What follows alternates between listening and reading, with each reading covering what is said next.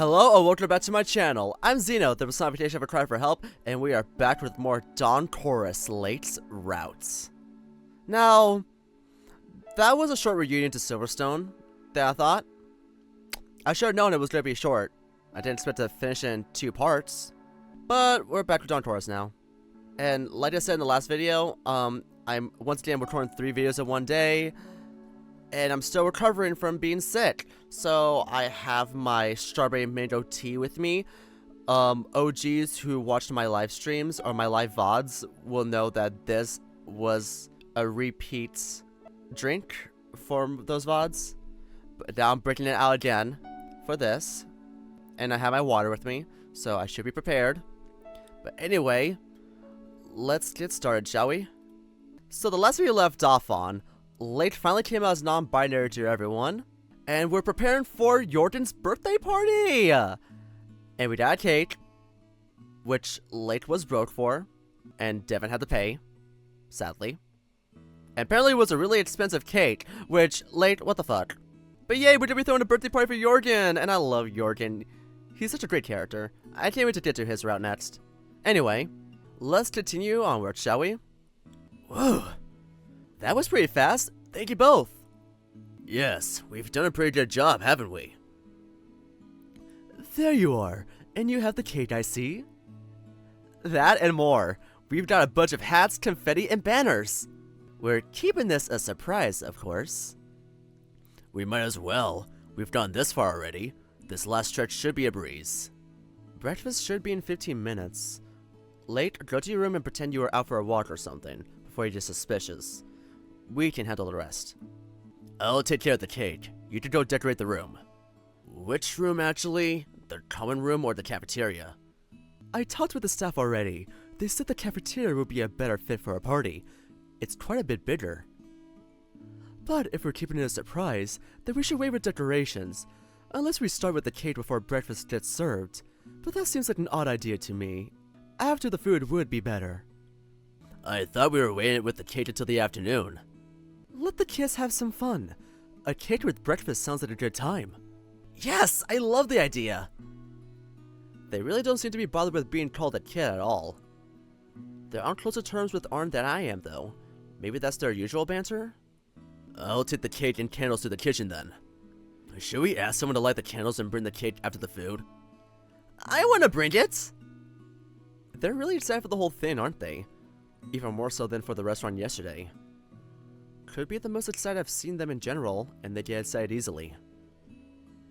But it's so sweet. They're so eager to make Jørgen happy, perhaps even despite him.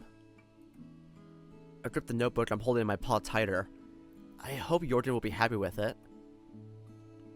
Late, it's on you to bring Jørgen to breakfast. I know he likes being late, just don't miss it altogether. If he tries to leave early, I'll come by and keep him at the table. And Arvo, you can prepare the decorations in the common room. Just don't let Jørgen in there. Fold the hats, open the banners, everything that can be done beforehand. We have the plan ready then? Let's go, everyone! The cafeteria slowly fills with voices. Some are sleepy. Most are excited, with an occasional hint of homesickness. Sitting in the corner, I watch the room turn from eerily empty to brimming with life, illuminated with conversations. How different this space, this stretch of time, feels from day-to-day life. As if for a few days the world worked according to a different, extraordinary logic that applies only when we're free of our usual responsibilities. Everyone I observe here seems to flourish somehow, or at least stop and reflect on what's behind them. It's certainly the truth for me, at least. Bjorn, my baby! I say that as I just got done with Silverstone, and I was saying Silas, my baby. Listen, give me all the bear characters except Brian. Give me all the bear characters except Brian. I want Silas. I want Bjorn. I want fucking Ransom. I want Devin. God damn. Give me old Bernard. Fuck. Like, just give me all the bears, okay? And the joyous occasion adds to the atmosphere too. Jørgen doesn't seem to suspect a thing, and I can't wait to see his face when we surprise him. I really got invested in this party. I didn't even think it was a good idea when I first heard about it, but that must have been my sleepy morning brain being negative. When the atmosphere between us is this good, what's there not to be happy about? What do you need that camera for, Arvo? This? Oh. I don't take my instant camera with me often, he's right. I thought it would be cool to get his expression as we surprise him with the cake. It's our last breakfast here, isn't it? And our last full day. I thought it'd be nice to take a photo at the end. Don't we also have breakfast tomorrow? We're leaving at 10. Oh, yeah, I didn't think about that. We finally got some nice sunlight this morning. That's enough of an occasion in itself to celebrate. How many films do you have left, Arvo? Around 3, I think? Do you have the photos you taken with you? I'd love to see what you captured. No, they're back in my room. I'd be happy to show you later, though. The whole trip, compressed to a few frames, kept in a box on the table. After breakfast, then. I'd like to see them, too.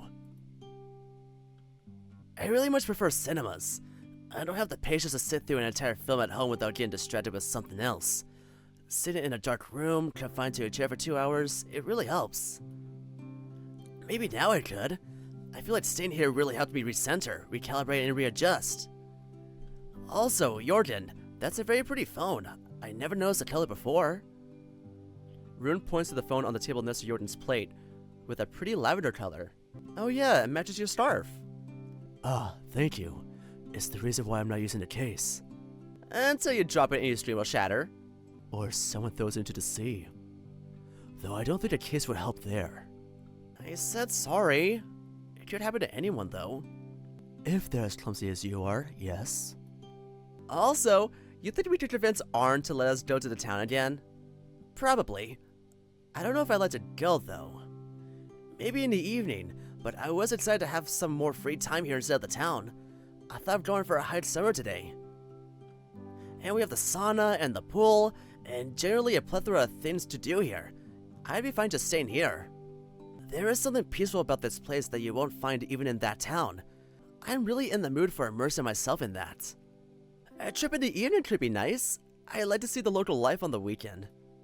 But yeah, I had some ideas for the day here in the guest house too.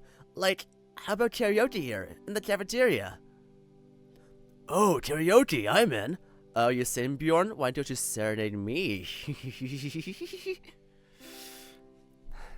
Sometimes I reflect on my life and realize how fucking sad I am. Oh? I didn't know you sing. I don't. I'm sorry in advance for anyone who will have the misfortune of hearing me sing, but that won't stop me. Karaoke sounds very good. Anna, up for a duet? If we find something I know. You know way more music than me. And you, Gudrun? You know well I am. I wanted to spin the record I bought at the record store too. I only played a bit of the title track at the store. I'm curious how the whole thing plays. And Jørgen? You got something too, didn't you? A CDR. I don't think they have a player here, and I'm dying to hear it. Such a change from the first day of the trip. Just a few days ago, most of us were strangers, and now... just look at us. At how the conversation unfurls with ease, flowing like a gentle mountain stream. Where's Travis? Anyway, how Miko laughs with Bjorn at one side of the table at Travis' joke. Miko and Bjorn didn't even know each other just 4 years ago. Now they look like old friends. And Travis? He fits right in. Between this and his other friend group, the type who could strike up a conversation with everyone. Well, except gay people, but you know. I'm glad to know him too. And I'm glad to know his true intentions so I can avoid him as much as possible. He notices me looking and smiles at me before replying to Bjorn.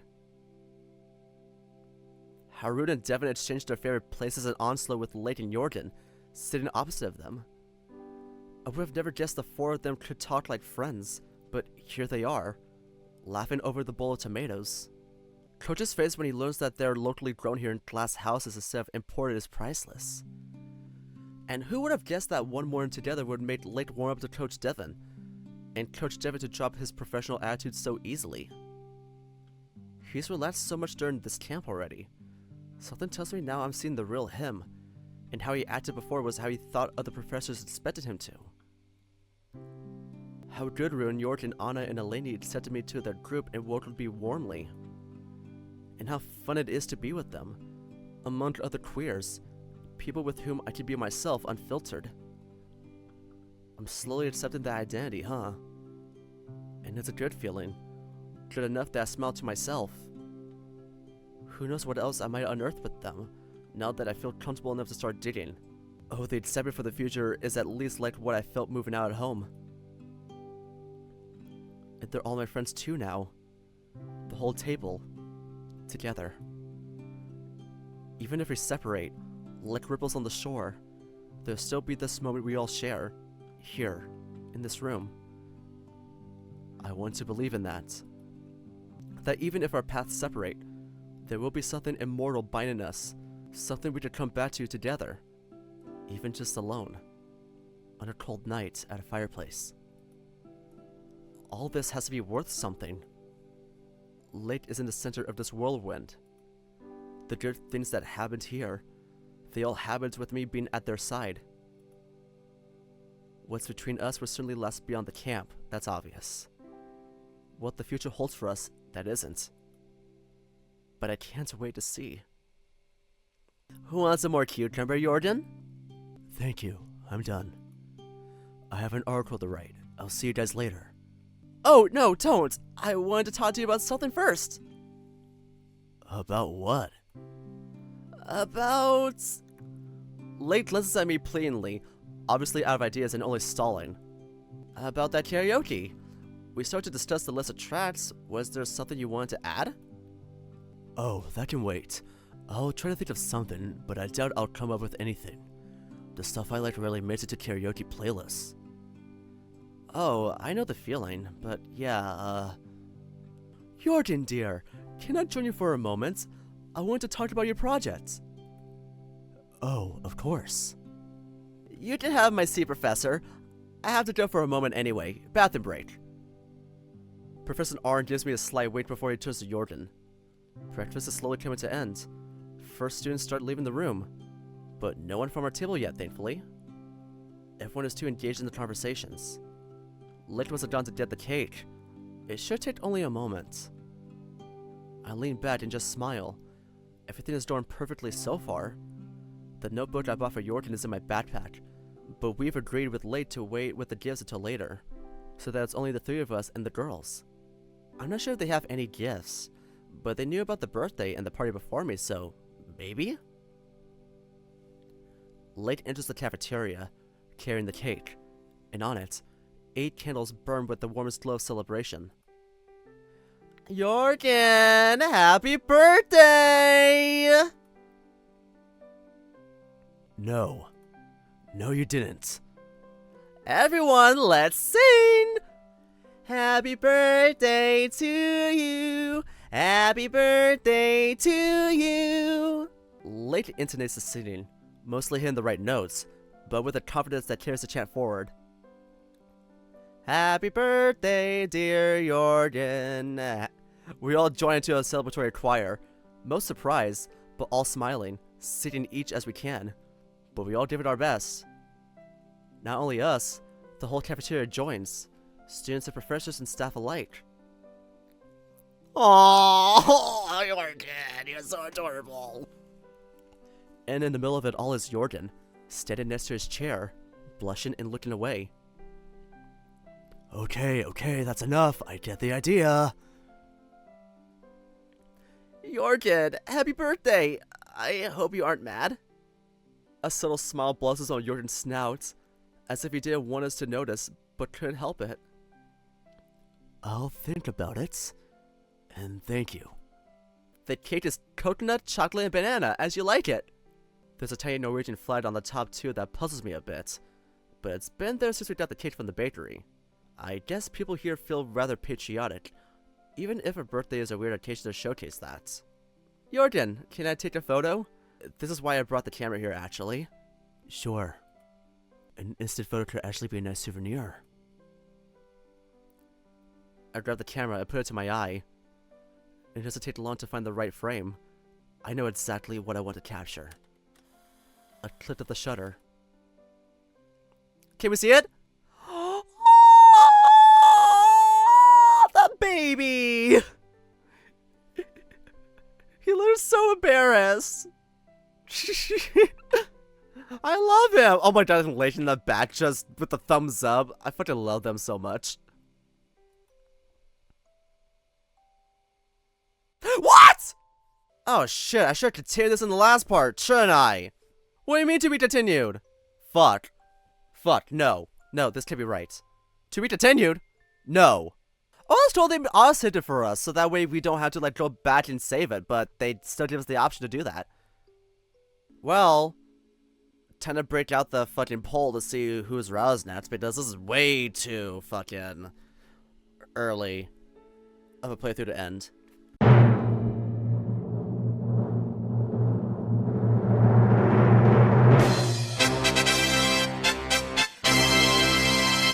Okay, so I was right that we're going to be starting with Jørgen's route next.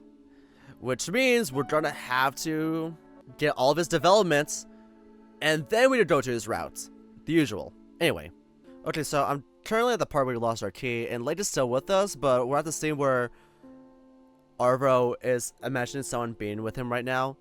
Someone like Jørgen. Jørgen. He is sitting on a chair and looking out the window through his thick glasses. He hasn't said much, but I'm drawn to this naturally inquisitive look he has. He doesn't seem very approachable, though. I'll find some way to get to know him, I'm sure. I do feel a bit less alone now, but I still don't have my key. This didn't bring me even one step closer to resolving my problems. Okay, so now we finished that. Cool. You're tore off your hot, but you're kind of a piece of shit. Have I gone on the terrace with Jørgen and Travis? I didn't, because I went to the cafeteria with Bjorn, so this is new territory. Got you. Not feeling like sitting in a guest house, confined by its walls, I exited once again and stepped outside, taking a lunchful of the crisp air. Instead of going into the forest again, I went to walk around the guest house to see it from other angles. Turning right, I started walking along to wooden walls. I'm still in awe of this building. It feels like its every single detail was carefully thought out. It probably was.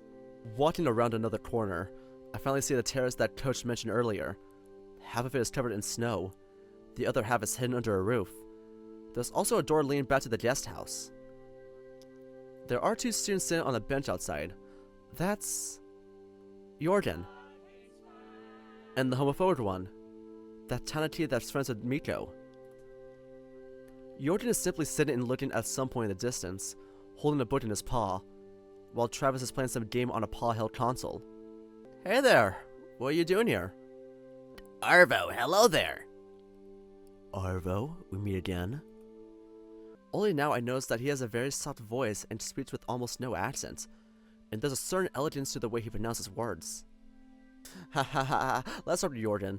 Fuck you, Travis. What is that book you're reading? Jørgen looks at me through his thick glasses from behind his book. It's a novel by Snoutgard, a Norwegian writer I really enjoy. He blends existentialism with naturalism, and his books are often semi-biographical. He constructs them from mundane details, but together they create coherent portraits of life as a whole.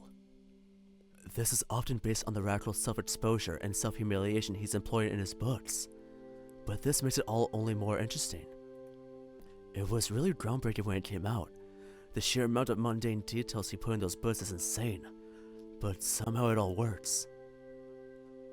Okay, this sounds fun. I will check him out for sure. No, I definitely won't. Next to him, Travis tries to stifle a chuckle, without success. Ignoring us, the bat turns his gaze from me back to the book. Right now I'm at the fragment where he describes in detail how he and his horse friend were taking a piss together in a forest when they were kids. I love how unpoetic and plain this is. Jørgen really seems fascinated by what he's reading though. He's even almost smiling. Almost. Jørgen, you know, I don't think you're really convincing Arvo. Jørgen gives him a stern look from behind his book. What do you mean? I mean that everything you've said only convinces us both not to pick up this book, like, ever. Nope. I agree with Jørgen. I'm not agreeing with the homophobe. Not really. Actually, it sounds interesting. Norwegian existentialism blended with naturalism is definitely my type of literature. Jørgen gives me a suspicious look. You know, Arvo, you don't have to be nice just for the sake of it. I appreciate honesty more than politeness. I will make sure to read it and tell you what I think of it, okay? It's not for everyone. It might just bore you. But if you'd like to check it out, I could lend it to you later. I'll leave you now and let you read, though. He is so much into it right now that he barely notices me. Bye, Arvo. It was nice chatting with you. I waved to them both and returned to the warm and cozy guest house. Oh! Did we want to tour to the common space? Or did we go to, no, we saw tour to the common space, didn't we? I don't think so. I'm not too sure. Time moves so slowly here. Nothing here changes. Since I returned to the guest house, no one else passed through here. No one entered. No one left. The great clouds behind the window barely moved, and it already stopped snowing. If not for the constant ticking of the clock, one could think that even the time stood still here. I find it really comforting. If the time doesn't move, then I don't have to either. For the first time in God knows how long, I feel like I have all the time in the world. My thoughts are a blanket I wrap myself in. They flow gently like a calm river, coming in waves, leaving no trace behind them. Sudden pause has picked me out of the trance-like state. Was I just falling asleep?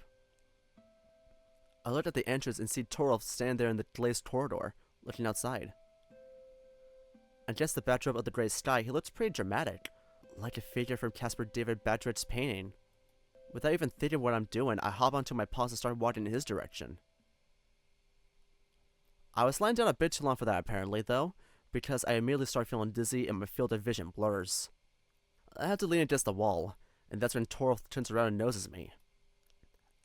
Damn, Arvo, are you alright? He rushes towards me, grabbing my shoulders and looking at my face with horror. Seeing the frightened look on his face, I get pretty spooked myself, but the absurdity of the situation hits me and I start laughing. Torolf looks at me with immense confusion, and I laugh even harder. Are you feeling well? Do you have a fever or something? I finally recompose myself and take a step back. Sorry, I just got up too fast. And here I rush to the rescue, concerned. He shakes his head, looking at me with disappointment. What are you doing here, Arvo? Well, I don't really have anything to do, so I was just relaxing on a couch before I saw you there. He looks at me suspiciously. Unacceptable. How about we find something to do together, then? What do you have in mind? Actually, not much, but I'm sure we can find something. Well, that's disappointing.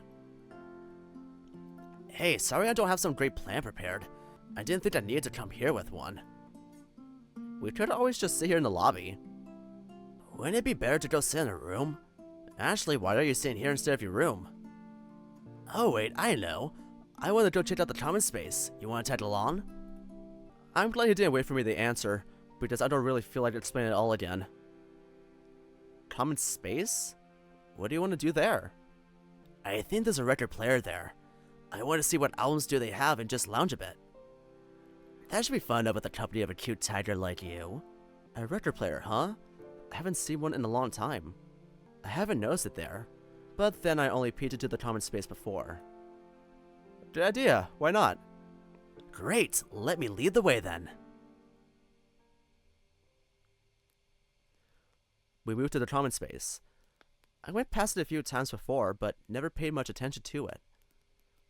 It's divided into two parts, with a snooker table in a separate room, and a few armchairs and couches arranged around the table on the other. There's also a record player standing there in the corner. It's definitely an old one that fits the room very well, adding a lot of charm to it. There was also a fireplace that certainly adds to the coziness. It's obvious that a lot of attention was put into design this space. I like it here. He sits down on the sofa and points wordlessly to the space next to him, clearly expecting me to sit there. Okay. I'll save it for when we go to his route. I decide to ignore him and sit on the chair on the opposite side of the table. I still know next to nothing about him, and he acts like he's my best friend. I'm not fully comfortable with that, and I'm curious to see how he reacts to that. Torolf, tell me something about yourself. So far, I only know what you study and where you live, and it doesn't really say anything about you as a person. Torolf nods and lifts his finger in a stop and gesture. Sure, but first let's play some music. Some of the albums are already stared on the table with the record player, and Torolf leads in to take a better look at them. They have some good ones here. Do you have any preferences? Oh, they have the new Nipple Foxes album. I was listening to it a lot lately. I have an idea, though. Let's pick something neither of us knows. Fine by me. Maybe this one? He picks one of the albums. It has a white cover with a tiger sitting on an orchid-shaped rock among flowers, looking at the sunset. It's vivid and colorful, but at the same time feels contemplative in a way. This cover art looks interesting. Buildings like radiators? A weird name for a band. Do you know them? No, never heard the name. Okay, let's try this one then.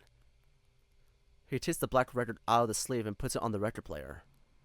The first notes of the track play from small wooden speakers stand on both sides of the player.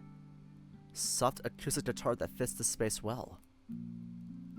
Record players have their charm. I haven't seen one in a long while. There was one trendy jazz cafe in Helsinki that had one. I've been there twice. That was the last time, probably. I've heard people likening the vinyls to analog photography, but I think the comparison misses the point. With analog photography, the focus is on medium and its limitations, and the end result is usually visibly different from digital photography. But it's not really the case with analog records. I don't agree that they sound vastly different, unless the record is scratched or dirty. But with vinyls, the focus is on the ritual itself. Admiring the album cover, taking the record out of its sleeve, cleaning it first properly, then dropping the needle and observing how the vinyl record revolves on the plate. It's so much more absorbent than just playing a song on Strepify. So, what would you like to know? Maybe tell me why you chose to study experimental biology. Oh, that's a complicated story. So, I'll start by saying that I first got a bachelor's degree in computer science and worked for a few years as a web developer. I got the first job when I was still studying, but when I got my degree, I was offered a much better position elsewhere. I accepted it, of course. Everything was going well. I was earning more than I ever hoped for, while doing less than I thought I would have to. But I'm not the one to ever stay in one place. After the second year there, I started to feel bored of it all. It never was a thrilling job, but for a while I liked what I was doing. I couldn't see myself doing that same thing for the rest of my life, though. After 2 years of working, I had enough money saved to quit and just live off the savings for a long while. I don't know if you ever heard of the term mini-retirement, but that's pretty much what I did. I retired. Just not permanently. So I found myself having a lot of time to think some stuff through and decide what I want to do in my life.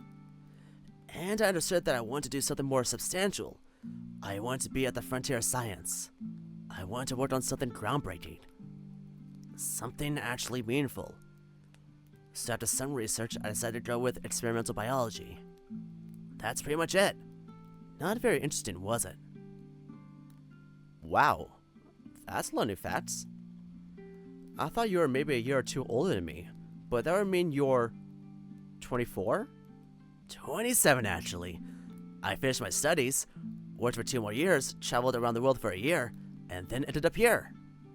You traveled around the world? Where were you? Mostly Asia. China, Taiwan, Thailand, Vietnam, Japan, Korea. Those countries really fascinate me, because they're highly developed, but the culture is so much different.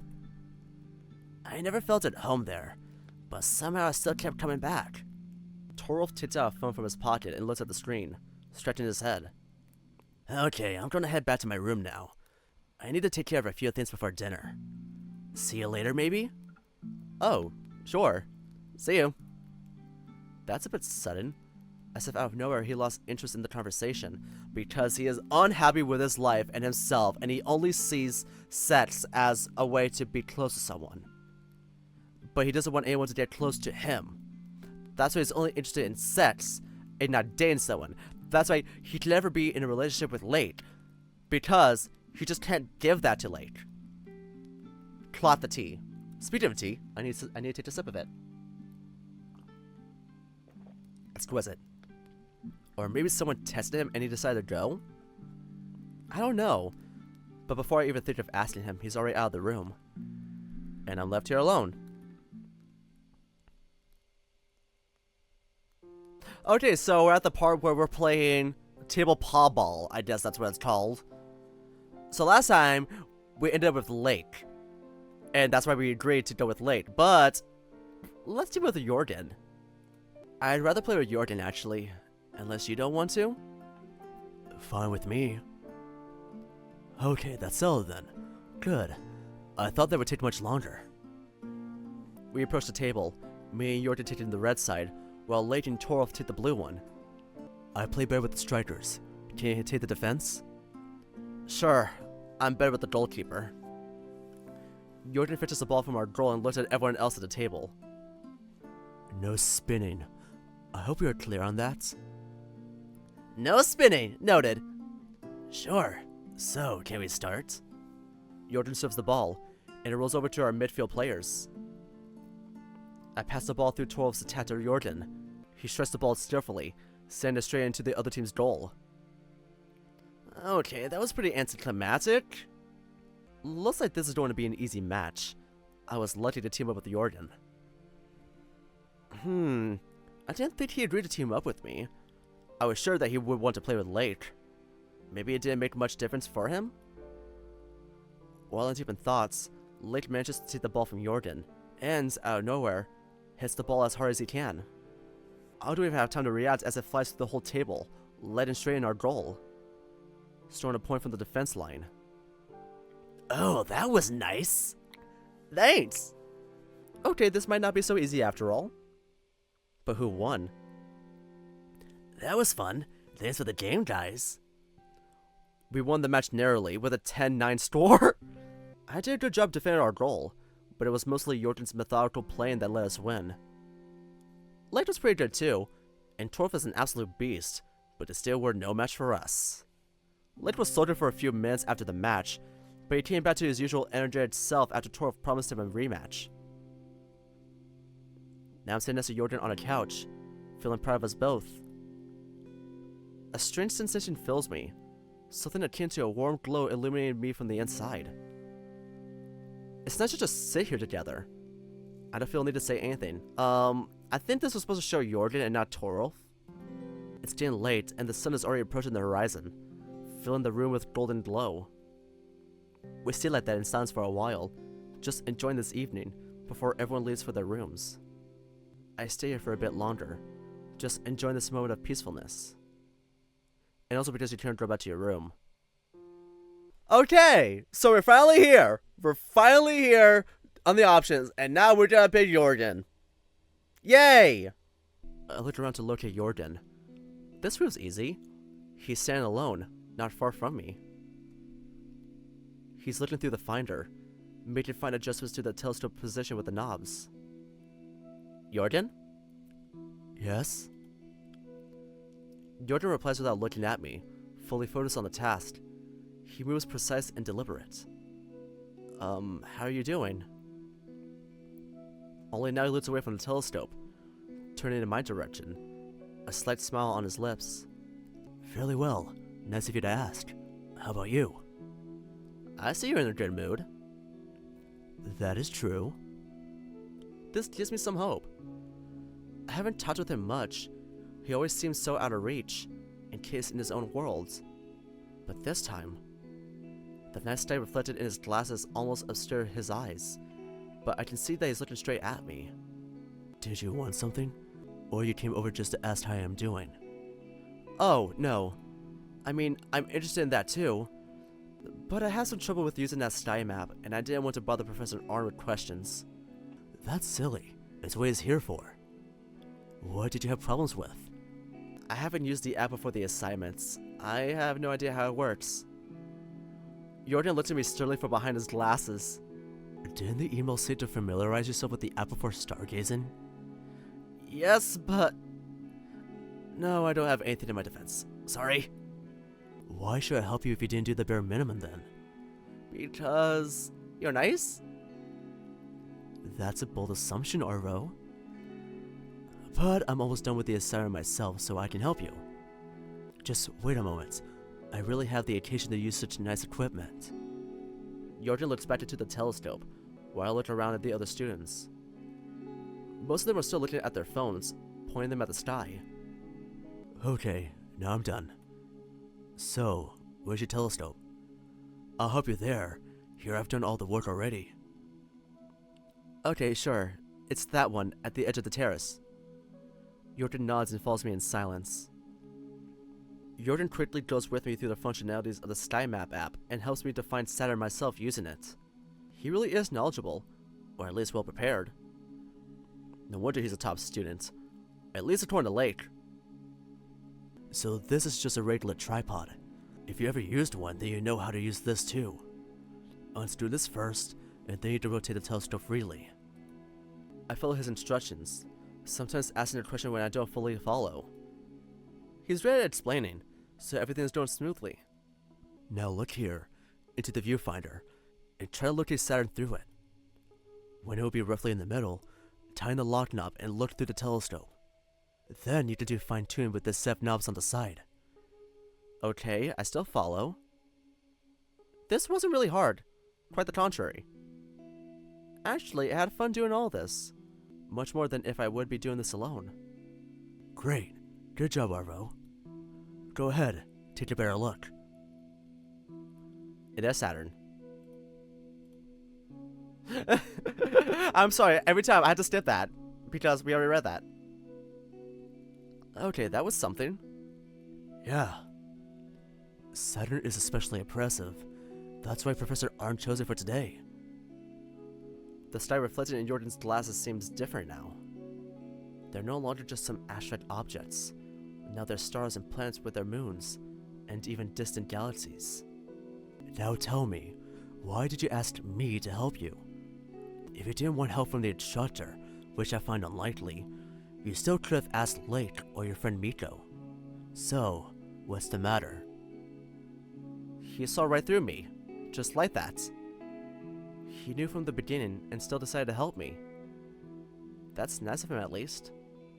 Well, I really needed help, but you're right, I could have asked anyone, especially the professor. You remember that I was supposed to find another room for tonight, yeah? Jørgen only nods, waiting for me to continue. So, I still haven't found a room for today.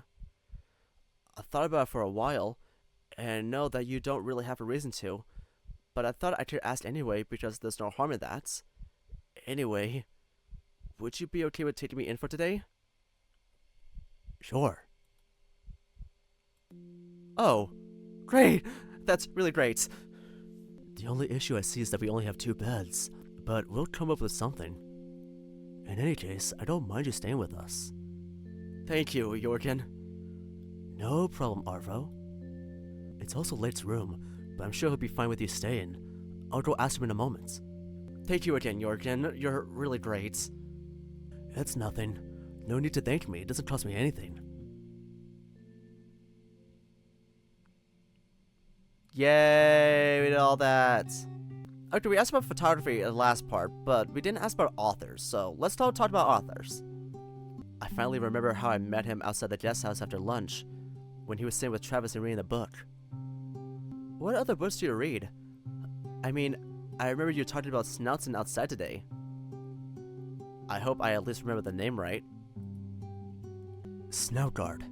He's not very well known outside of Norway, so I'm not surprised you don't know him. I mentioned Murakami when we were eating. I liked his books a lot. He really is great at capturing some indescribable essence in his books, things that can't just be said directly. There's a dreamlike quality to his work that I haven't found anywhere else, so I keep coming back to him. Even if I'm not a fan of the female characters in his earlier books. Do you read too? Not very often, no. Unless you count books on photography or university textbooks. I sometimes read a book when I'm riding a train or a bus. I always have a few ebooks downloaded on my phone. I watch movies more often, mostly because it takes way less time. A book that would take me a few days to read often gets compressed to a 2-hour film. True, but don't you think there's something lost in that translation? Perhaps.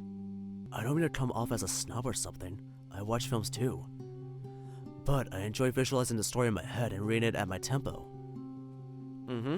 I like that about books too. Yoda doesn't say anything more after that and we fall silent. But it's not an uncomfortable kind of silence. Quite the contrary. I feel really relaxed and at ease with him. I sip the tea slowly, as it's still piping hot, and look out the window together with Jørgen. The silence is undisturbed, cushioned only by the running water behind the bathroom door. Not a bad way to spend the evening, actually.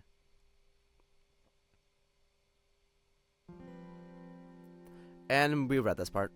Okay, so he's reflecting on himself in the mirror, and he's thinking about the person.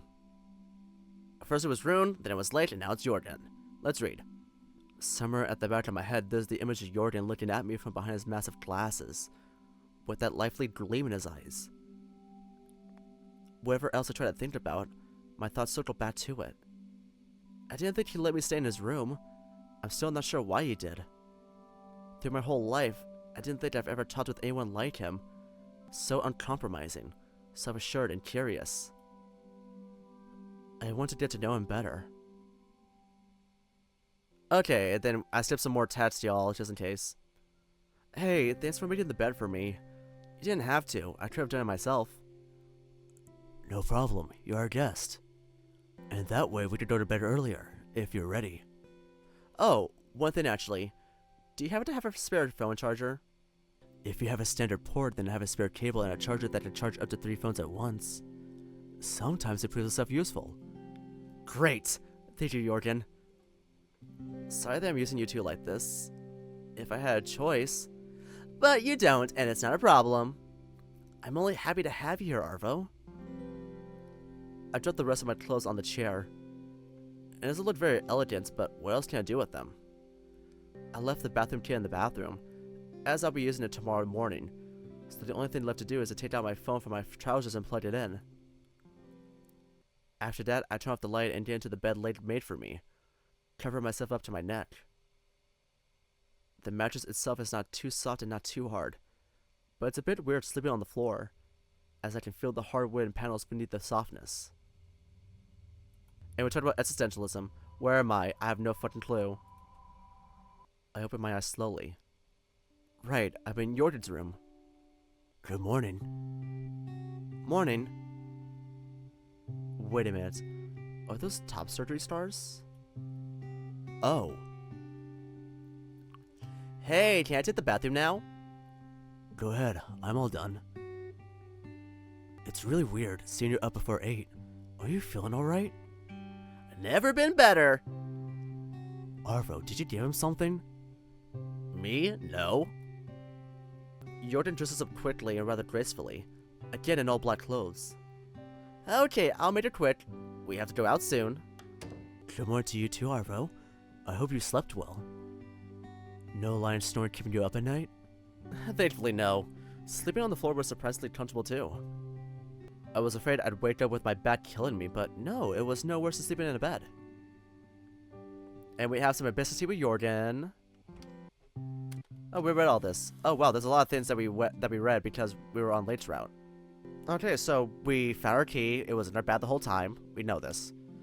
Let's read this last little bit of dialogue, and then we can probably stop for the day. Opening the door to my room after not being able to get in the whole day feels really satisfying. Finally here again, back in my own room. I look around it, absorbing every small detail, from the corner of the colors in the carpet to the shape of the ceiling beams and lamps. The air here smells of wood and clean laundry. Everything is just as I left it. Most of my stuff is already unpacked, stashed away in the wardrobe and cupboards, so the room looks neat and inviting. After putting down the camera back on the table, I walked straight towards the bed and let myself fall into it, surrendering myself to the soft mattress embrace. The springs creaked under me in protest, like a choir of disgruntled gnomes. It feels good to be alone for a moment. And having a huge bed just for myself is pretty great too. I lie like this for a while, enjoying the silence. I take off my clothes and fold them. Then I hop into the bathroom and generously apply deodorant on my torso and armpits.